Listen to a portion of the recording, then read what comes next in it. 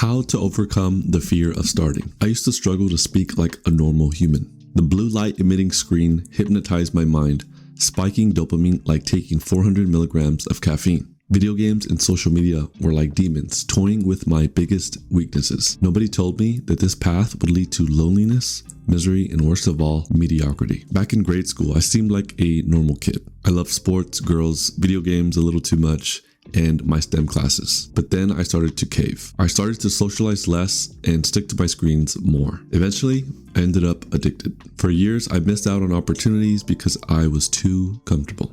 I was afraid of starting anything worthwhile. Recently, I've spoken with many people who want to improve, yet they have this nagging fear of getting started. They know exactly what to do, but they can't seem to muster up the courage, willpower, or the discipline to get it done. I get it. This was me back then. I was frustrated, overanalyzing the optimal way to start a YouTube channel, write a blog, and train at the gym a few years back. Something was missing. Something that didn't quite click in my brain to just get started and see what happens. Me. What could go wrong? My ego.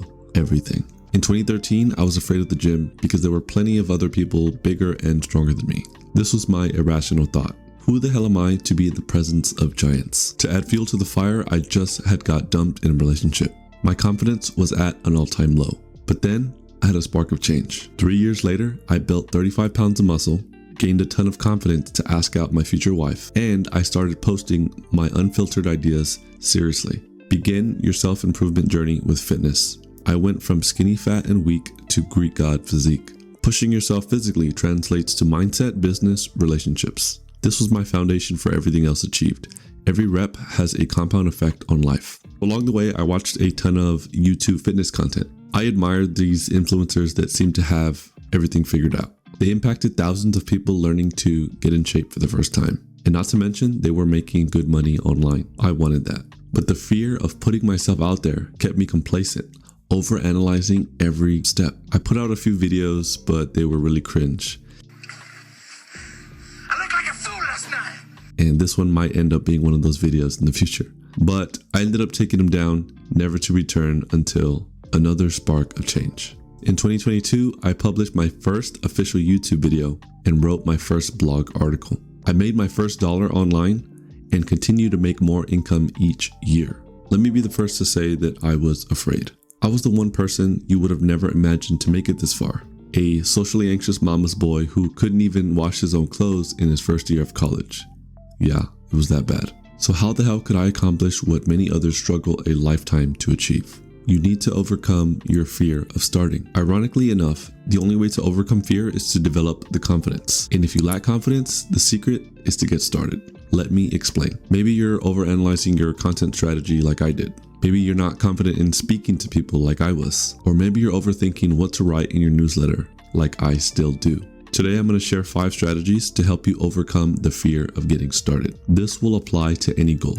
Let's dive in. Number 1 is forget the fear, face the facts. I look at fear as an acronym. False evidence appearing real.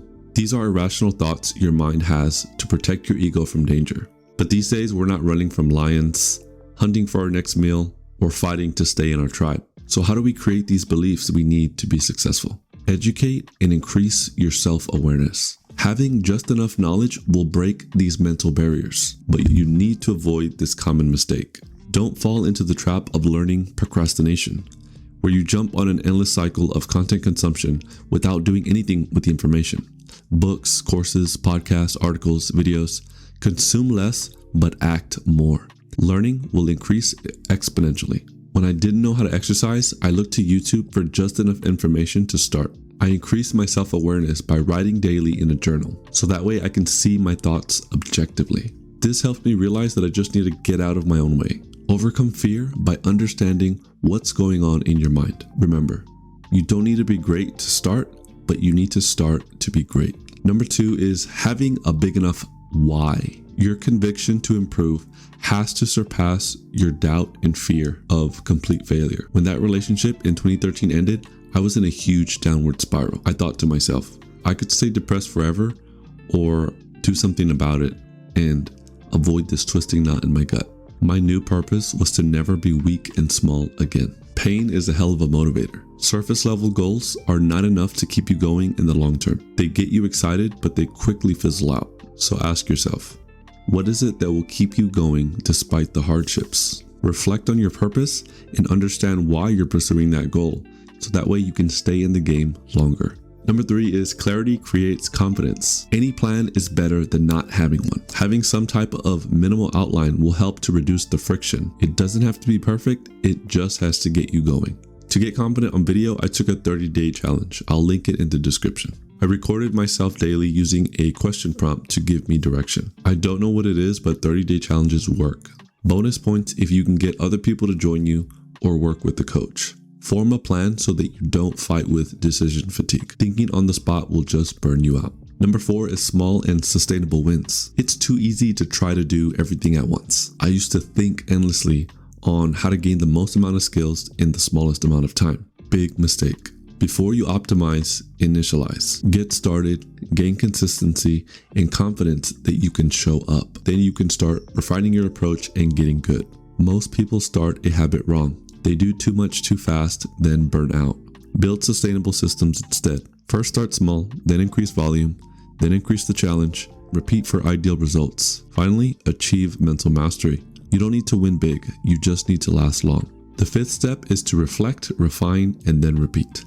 You can't achieve mastery without momentum. You can't achieve momentum without moments. Make those moments meaningful. Once you've established a backlog of these small wins, you can start to scale the signals. Ask yourself, what worked well, what didn't, and how could you improve? For example, for camera confidence, let's say you've been doing 1-minute videos for 30 days. In the next 30 days, you bump that up another minute. Keep going until it becomes second nature. Soon, you'll be ahead of 99% of people in 6 to 12 months in your domain. So that's it. Just to recap, we talked about 5 strategies to help you overcome your fear of starting. First was to forget the fear and face the facts. Second was to have a big enough why. Third was to understand that clarity creates confidence. Fourth is to rack up small and sustainable wins. And last is the 3 R's: reflect, refine, and repeat. Was this helpful? Let me know in the comments below. And if you liked the video, please like the video and subscribe if you want to see more mental mastery strategies like these. And if you want to get these in written form before they come out, subscribe to my newsletter. I'll leave the link down below, or you can read this written version on my blog website. That's all for now. I'll see you in the next video.